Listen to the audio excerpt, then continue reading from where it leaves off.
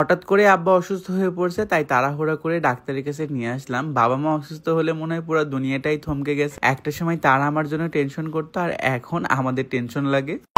আসসালামু আলাইকুম, সবাই কেমন আছেন? এই প্রথমবার আমার আব্বু আমার বাসায় আসছে। আমি যদিও অনেক বেশি এক্সাইটেড ছিল। যখন আমার আব্বা আমার বাসায় প্রথম আসবে তখন আমি একটু অন্যরকম ভাবে সেলিব্রেশন করব। বাট হঠাৎ করে এই কয়েকদিন হলো একটু হাঁটু ব্যথা করতেছিল, কিন্তু গতকালকে আমাকে বললো আর পারতেইছে না। তাই ভাবলাম যে ঈদের আগেই ডাক্তারটা দেখাইনি, কারণ ঈদের মধ্যে বেশ কয়েকদিন গ্যাপ থাকবে, মানে আমরাও গ্রামে যাব আর ডাক্তাররাও ঠিকঠাক মতো বসবে না। তাই তাড়াহুড়া করে ডাক্তারের কাছে নিয়ে আসলাম। আমি রাজশাহীতেই ছিলাম, আমার আব্বু আর আশিক দুইজন রাজশাহীতে আসছে। ডাক্তারের টাইম ছিল 4টায় আর আব্বুরা চলে আসে হলো 2টার দিকে। আসে আমার বাসায় বেশ কিছু সময় রেস্ট নেয়, এন্ড এরপর আমরা চলে যাচ্ছিলাম হলো পপুলার। আমার আব্বু বেশ অনেক বছর যাবতই অসুস্থ, মানে 2016 সালে স্ট্রোক করে, তারপর থেকে অনেক অসুস্থ, মানে এক সাইড পুরো প্যারালাইসিস হয়ে গেছিল। আলহামদুলিল্লাহ, আল্লাহর অশেষ রহমত এখনো মোটামুটি আমার বাপ মোটামুটি সুস্থ বলতে পারেন, মানে নিজের কাজগুলো সে করতে পারে। আমার প্রত্যেকটা কাজের অনুপ্রেরণা হলো আমার আব্বা, মানে সে আমাকে সবসময় সব কাজে উৎসাহী করে। আমার এই কন্টেন্ট মেকিং যুগে মানে বলতে পারেন যে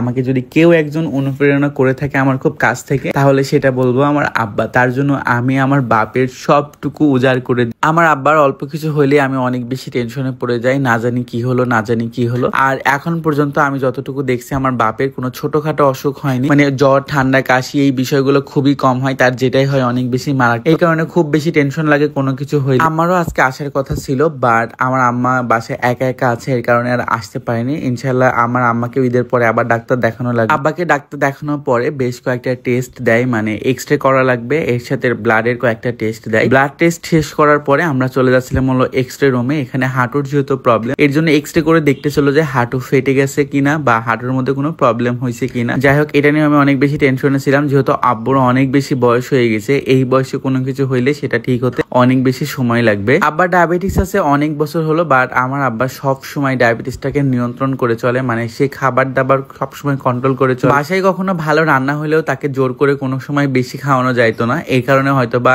এখনো এতটুকু সুস্থ আছে। যাই হোক, এক্সরে করা হয়ে গেছে। এক্সরে করার পরে এখন রিপোর্টের জন্য অপেক্ষা করতে হবে, তাই ভাবলাম অপেক্ষা না করে আব্বাকে বাসায় রেখে আসি, এন্ড যখন রিপোর্ট দিবে তখন হলে আমি আসে একাই দেখাই নিয়ে যাব রিপোর্ট। আমার সব থেকে বড় টেনশন হচ্ছে যে ঈদের আগে আব্বা অসুস্থ, আর না জানি যদি কোনো কিছু হয়ে যায় তাহলে হয়তো বা ঈদটাই মাটি হয়ে যাবে। এটা নিয়ে অনেক বেশি টেনশনে ছিলাম, জানি না কি হবে। তারপরে হাসপাতাল থেকে বের হওয়ার পরে আমরা ভাবলাম আব্বুকে কিছু খাওয়াই, কারণ অনেকক্ষণ কোনো কিছু খাইনি।